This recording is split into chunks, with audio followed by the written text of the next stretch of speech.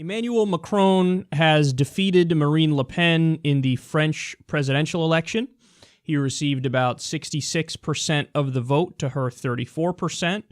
So it was pretty much an ass-whooping.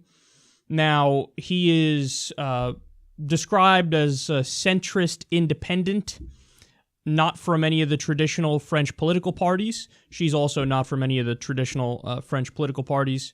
He's young. He's 39 years old, so he'll be the youngest French president ever.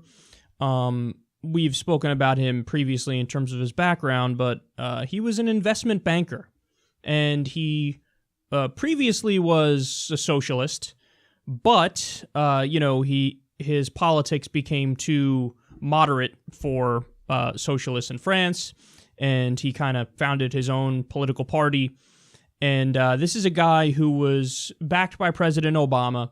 At this point, I would describe him as basically, a standard neoliberal. Some of the things that he ran on, for example, was like changing the French work week. I believe it's a 35-hour work week, and it's pretty rigid in that respect, and he wants to make it more flexible.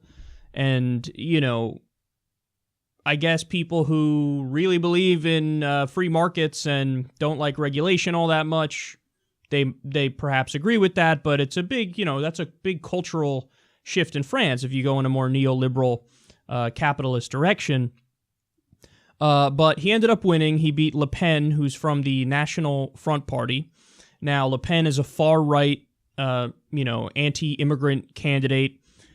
The party has literal Nazi roots. I mean, I think her father founded it, and he was a Holocaust denier. So there's no denying that this is like a far-right movement.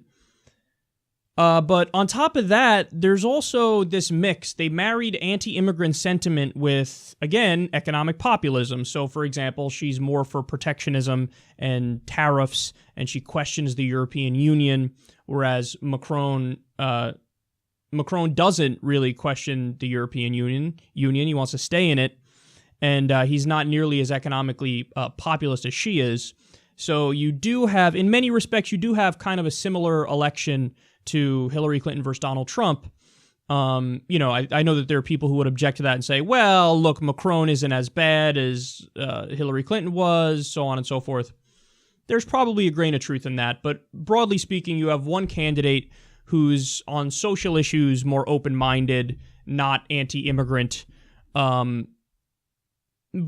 on economic issues does kind of dabble in some questionable beliefs, isn't such a staunch defender of, populism. But at the same time, in France, I think the situation is a little bit different because they already have a lot of the basic things that we here in the U.S. do not have. So is Macron going to go about reversing their, paid time off laws? Doubt it. Is he going to try to gut their universal healthcare system? Doubt it.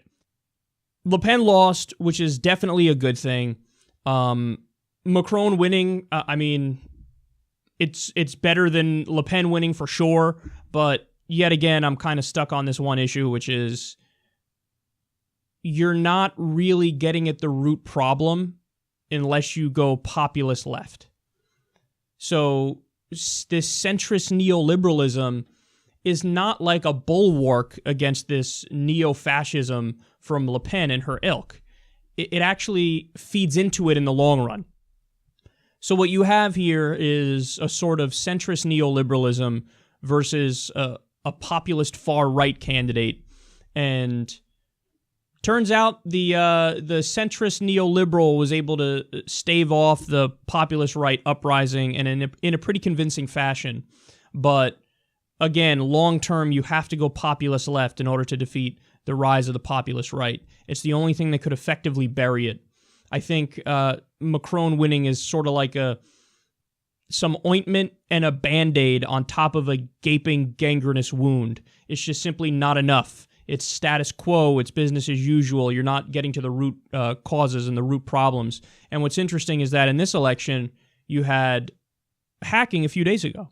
So, everybody knows how the DNC emails were hacked and they were leaked and they exposed the corruption in the DNC and showed Hillary Clinton for what she really was. And that's certainly a factor as to why she lost, because we saw her words and they were disgusting about how, oh my God, there's bigotry against the rich and we need to, as a politician, you need to have a public position and a private position, and so it's her fault because it's her words, but, there were the hacks and the email leaks.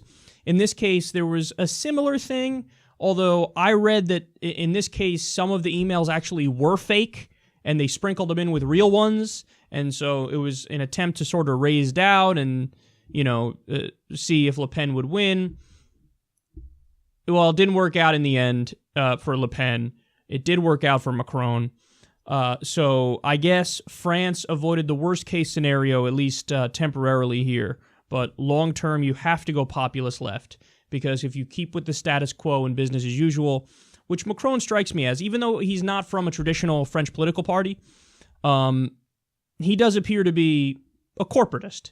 So if you keep going down that path, I think you're only going to continue to fuel the far right, and you're not going to cut the legs out from under them. You would cut the legs out from underneath the far right and the populist right with the populist left.